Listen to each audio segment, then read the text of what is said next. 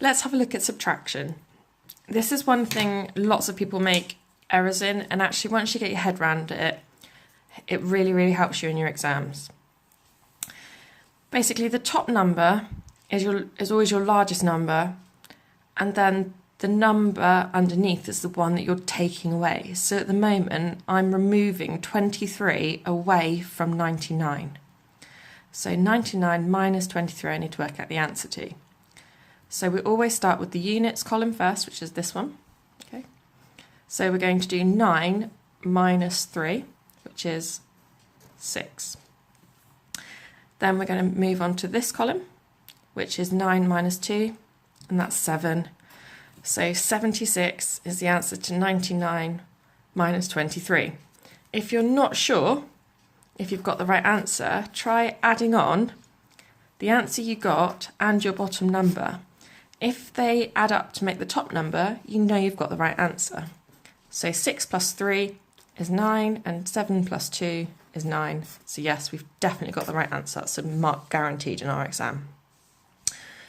So sometimes what happens is the bottom number is bigger than the top number, and that would give you a negative answer. So what we need to do is adapt it slightly. So 6 minus 9 wouldn't work because that would give us minus 3, and that doesn't make sense in this context. So what we do is we borrow a 10 from the next number. And we're going to, rather than having 5 10s here now, we're going to have 4. So we need to keep a note of that. And that 10 is really the same as having 10 units. So what we're going to do now is write 10 units here. And rather than writing 10, because it would look like 106, we just write the 1, because essentially what we're doing now is just writing 16. Okay? So we have 16 minus 9, which would give me 7. And now that sum's quite happy. Now we have 4 minus 4, which is 0, and 100 minus nothing, because there's no number written here, is 1. So we have 107 plus 49 would have given us 176. Job done. Okay, let's move on to a slightly harder one.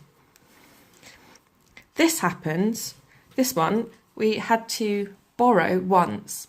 Sometimes we might have to borrow several times, and maybe even across other numbers. So 8 minus 9 would give us minus 1, and we always need a positive answer for this. So what we're going to do is borrow a 10 from our 5 and make it 40 instead of 50. And that extra 10 we're going to give to this 8 to now make it 18. So now we have 18 minus 9 equals 9. So that's happy now. But now we have 4 minus 9. So what we're going to do, because 4 minus 9 would have given us minus 5, we need to make it positive. So what we do is we borrow this 100 and we place it here, because 14 tens, so if I write 14 times 10, is exactly the same as writing 140, which is what the 1 and the 4 here would have given us. So we carry our 1 over, we borrow it, okay, and we do 14 minus 9 is 5. So that's 59. And then we can double check our answer. Does 59 plus 99 equal our top number?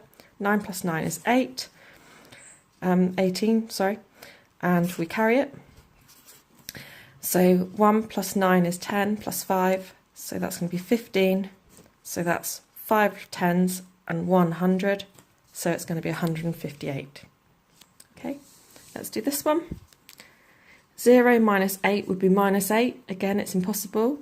So what we do is we borrow a 10 and turn this into 80.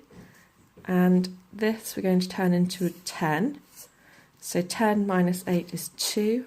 And 8 minus 5 is 3. So we end up with 32. Good luck.